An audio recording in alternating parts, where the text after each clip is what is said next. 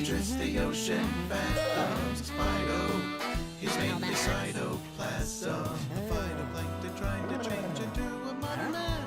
Using macroevolution is his only plan. Phyto, he has a grumpy disposition. Phyto, a constant cellular division. Who's a single cell you know that wants to grow from status quo? Phyto, Phyto, it's Phyto.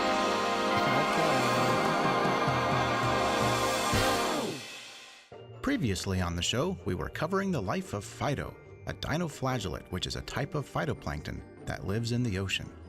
This single-celled algae spent his days drifting along near the ocean surface, absorbing sunlight and photosynthesizing.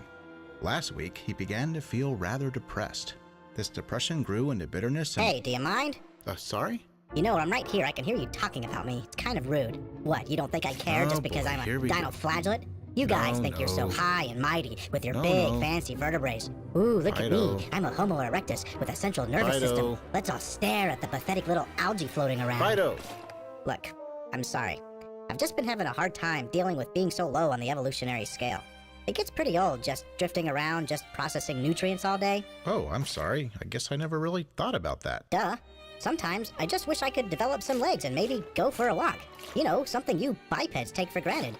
Maybe get a digestive tract, sip some pina coladas on the beach. Of course, I'd first need some arms to feed myself, but hey, maybe if I... Phyto, is there something you'd like to share? Yeah, that's not bad. It just might work. What might work? Mr. Narrator, I intend to evolve myself into a higher life form. Oh, really? And just how are you going to do that? Oh, you'll see. Phyto, are you okay? Phyto, you're going to hurt something. Please stop. How's that working out for you? Not good. Phyto, I think you should know that evolution won't make you more advanced. Oh, hey, quiet everybody. The professor's gonna speak now. Well, let's roll the film. Dinoflagellates have two phases in their life cycle. The first phase is called binary fission. By what? Yes, binary fission. That is, a dinoflagellate merely divides into two separate but identical dinoflagellates, each with the same identical genetic information. It's not exactly the best way to enrich the gene pool, but it's a very effective way to grow a population quickly. But if generations of dinoflagellates from the same family line have a trait that is not suited for that environment, they'll die out. Oh, hey, you know, that reminds me. I had a cousin once that moved up here. Kind of a softie. Couldn't handle the cold and lack of sunlight. Next thing you know, he's sinking to the ocean floor making petroleum. Know what I mean? Yes, this process is called natural selection. His genes lacked the information needed to create features necessary to survive in these new conditions. In essence, the environment of that region removed his genetic information from it. Boring! Can we step this up a little? You said there was a second phase to my life cycle? Yes, the second phase is a bit more complicated, so let's roll the film again. In the second phase of its life cycle, two dinoflagellates can fuse together to form a planozygote, which then turns into a hypnozygote, which hibernates. Their haploid genes mingle together. Eventually, a planomyocyte emerges, which then splits into two dinoflagellates possessing mixed genetic information from each parent. Okay, that was kind of weird. Just trying to keep things interesting. Anyway, this is deep. You're saying I am my mother and my father? And you have a twin sibling. The Force wouldn't by any chance run strong in my family, would it? Huh? Never mind. So by both parents fusing together, some of their traits are combined, and the gene pool is enriched. But the only traits that the new dinoflagellate can ever have would be traits contained in the genetic information of either parent. In English, please? Well, for example, take that longitudinal flagellum of yours. Hey, what about my flagellum? Well, if, say, the genes of both of your parents only had information for creating a plain longitudinal flagellum, your flagellum could never be more advanced. What, you're saying mine's not good enough for you? Oh, you're a real piece of work. You know that? No. Making fun of someone's flagellum? Oh, boy. You know, all a dinoflagellate's got is his flagellum, and you have to go tearing that down. Phyto, that was real mature. That's not... Grow up. Look, I was just speaking hypothetically. I didn't mean anything personal. I think you have a fine flagellum. It's very stringy. You're just saying that. No, it's very stringy and functional. Yeah, it is pretty functional. Watch this. You get too close to me, buddy, you better watch out. I'll thrash you with my stringy functional flagellum. You'll be wishing you were never binary fissionized by the time Can we continue? Oh, sorry. Anyway, it sounds like you're saying the only way I can get new genetic information is if I fuse with another dinoflagellate. Well, that really stinks. And why's that? Because I don't think I've ever seen another dinoflagellate with legs. And I want legs. I want lungs, I want eyebrows, and a mustache. I gotta have a mustache. You know, look kind of cool like Magnum P.I. I'm gonna have to find some way of creating new genetic information that no other dinoflagellates have. Then I'd get some respect around here.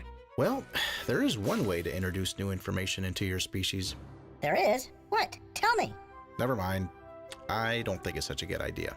Oh, come on, tell me. No, that's irresponsible. Sorry, I should have never mentioned it. It'd never work. Come on, I'm desperate. You gotta help me. Please? No. Please? No. Please? No. Please? No. Please? No. Please? No. Please? No. Please? No. Please? Okay. Please? Wait, what? Yeah, I'll tell you. Wait, what's the catch? Oh, no catch. Cool. Your genes can get new genetic information Yeah? if they mutate. Mutate? Well, how do I do that? Well, one way is to expose yourself to toxic chemicals and carcinogens. I'm listening. Or maybe if a stray gamma ray from the sun hits your DNA just right, Yeah? it might alter a few nucleotides. Hmm. Another way is to just keep reproducing through binary fission. Chances are eventually one of you has got to mess up during DNA replication, and the genetic code will be altered. Brilliant. I'm on it.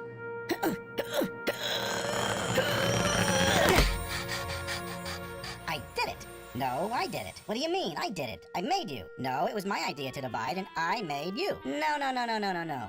A few minutes ago, it was just me here. Me, Phyto. And then I made you. What are you talking about? I'm Phyto. You're more like an imbecile with a pathetic little flagellum. Oh, you want a piece of me? Bring it on, virus brain. I'll stab you in the sulcus with my apical horn. Ooh, I'm scared. Guys. All right. Neither of you are Phyto anymore, okay? You're Gary, and you're Melvin. All right? Melvin. Hey, why do I have to be Melvin?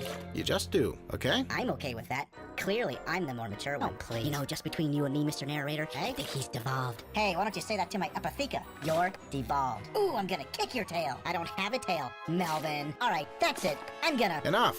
Both of Gary you. started it. Look at you two. You ought to be ashamed of yourselves. I don't think you're ready for evolution. You certainly don't act like it. Come on, man. We're just under a bit of pressure. Yeah, about one atmosphere every 34 feet. All right, maybe I was a little harsh on Melvin, but I can change. I mean, hey, that's what this is all about, right?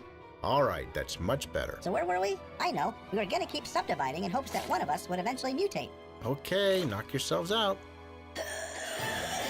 Oh, hey guys, there's one thing I forgot to tell you. Mutations never manifest themselves as useful traits that give you an edge. It always shows up as something like cancer or defects, which significantly reduces your chances of survival. Cancer? Hey, guys. I'm not feeling so well. I think I'm gonna take a nap for a while. Oh, great. That's just great. You could have told us this a while ago. Well, I told you it wouldn't work. You know what I'm saying? You see, expecting a mutation to improve your species would be like me taking a couple billion copies of the movie High School Musical 3 on DVD, setting them on the dash of my car for a billion years, and hoping that the sun would eventually bake in a decent plot on one of them. Oh, so you're saying we need to make more than a billion of us. Okay, guys, back to work. Whoa, guys, not so fast.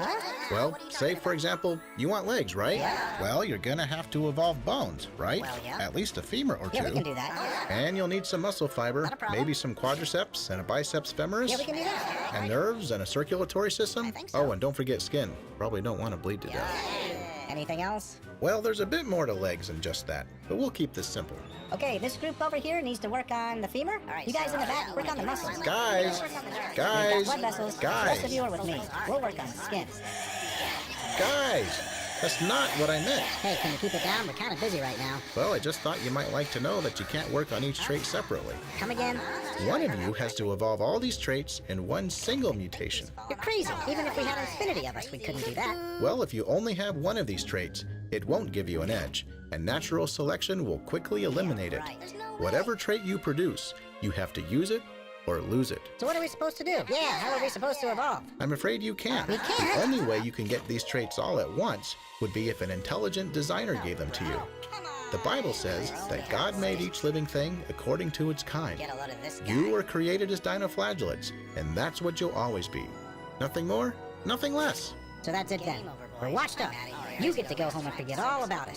While we just float around, completely useless. Useless? Oh, good heavens no, you guys are very important. We are? What do you mean? Well, did you know that phytoplankton are responsible for converting more than half the Earth's carbon dioxide back into oxygen? That's a pretty important task. I mean, we couldn't exist without you guys. Well, why didn't you say that sooner? That is pretty important. Yeah, I always thought we deserved more respect. Hey, maybe we should organize. You know, start up a union? Yeah, we could call ourselves the United Algae Workers. U-A-W. Hey, that's not bad. Somebody write that down before it gets taken. Does anybody know if Jimmy Hoffa is Well, still I guess all alive? the Garys and Melvins are happy again. I think I'll hold off on telling him that they're also an integral part of the oceanic food chain.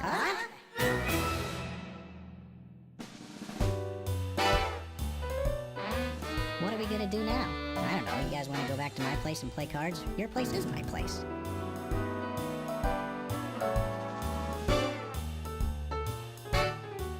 You know, guys, I'm getting kind of tired. I need to do some photosynthesis, recharge. Yeah, I'm getting pretty tired, too. Who's got something to eat? Well, who needs to eat when you got sunlight? Hey, but first, who's up for some toss across? Hey, not me, pal. Leave me out of this. You know what I'm saying?